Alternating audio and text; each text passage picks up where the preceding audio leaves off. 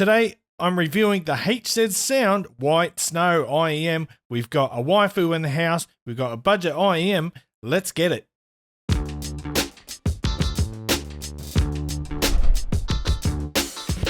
What's cracking, audio fans? It's David here from Prime Audio Reviews, and that, yes, is the box. Inside, the usual stuff for a budget IEM.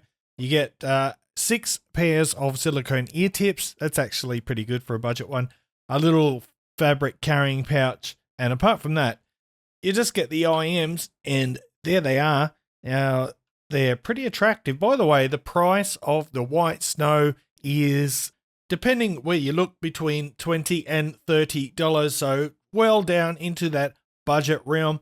So that's what they look like. It's pretty sweet looking thing. So we've got this kind of acetone white faceplates with the HZSOUND logo there. This is a pretty nice cable. Again, good for a budget IEM. It looks great. It handles great. I'm just going to remove that cable though, but yeah, that's a good one considering the price. Oh, and by the way, you can also order this IEM with a USB Type-C termination. So there's that as well. Now, back to the IEMs. Let's have a closer look.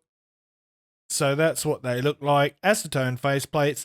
Got a clear resin underside that gives you a nice view of all the internal components. So that's what it looks like. In terms of comfort, these are great. They're very comfortable. I can wear these for hours and hours non-stop.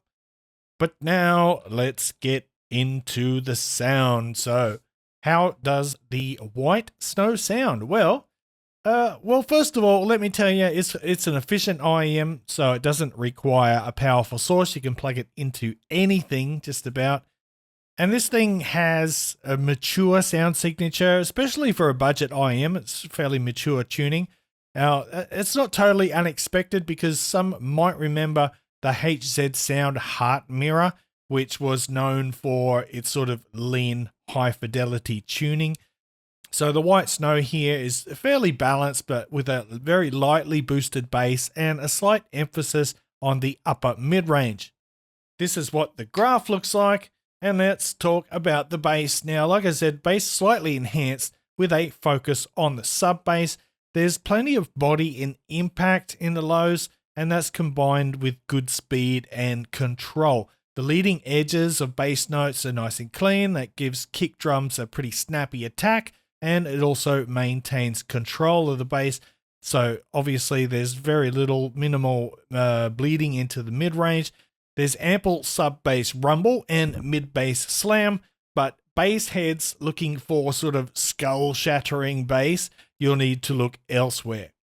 And now for the mids. The mids are fairly uncolored. They're fairly neutral, though the upper region does have some added energy. So a neutral note size which enhances transparency and clarity. Now, I never found the mids lacking denseness or saturation despite being fairly neutral, and even male vocals, sound sufficiently rich. Despite some emphasis on the upper mid-range, I didn't find the mids shouty. Now, the treble is extended and crisp. It adds air and it opens up the upper harmonics without any sharpness or sibilance. Hi-hats and cymbals have got a nice natural sheen, and the timbre of the treble is actually pretty good for a budget IEM. So although the tonality is a little bit brighter than some of its contemporaries, it's still within tolerable limits. It's good tuning. Now, soundstage and technicalities. The soundstage has good width and pretty good depth as well, with fairly precise placement and layering. Instrument separation is good, and the micro detail retrieval is above average. Nice. So overall, the White Snow has got good technical ability, especially considering it's only $20 to $30. So time for a couple of comparisons, starting with this one here, which is the SimGot EW200. Now, the EW200 comes in at $35, so it's a little bit more expensive than the White Snow. It has metal shells. Now, whether you prefer metal or resin is going to depend on your personal preferences. I've had some people in the comments saying that they don't like metal earphones, especially if they live in somewhere that has very cold winters, because that apparently just does not work well in your ears when the weather is super cold. I wouldn't know because I'm in Thailand and it's always fucking hot. But the EW200 has a similar sound signature to the White Snow, but it's slightly more dynamic. It has greater sub-bass depth, which gives its lower mids slightly more body and warmth. Like, both of these have a lifted upper mid-range, which boosts vocal presence.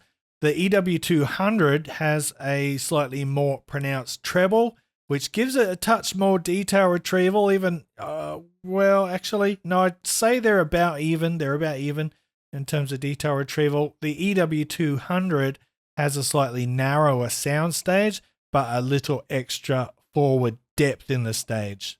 Next up, we've got the new kid on the block, which is the Kefine Clean. And there it is. I got a review of this one coming up pretty soon. Now, the Clean comes in at, I think it's around $49.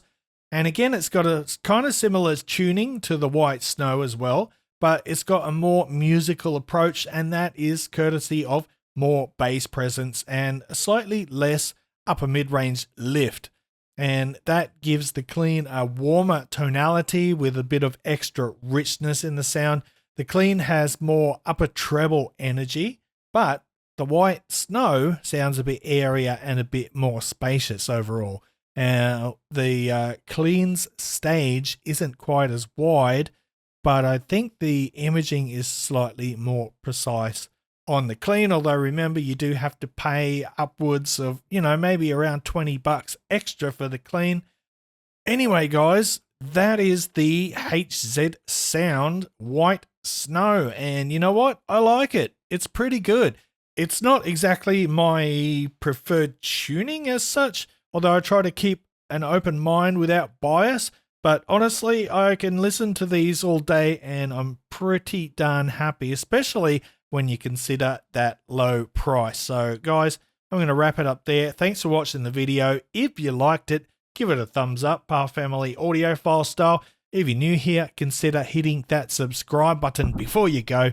And until next time, I'll see you later.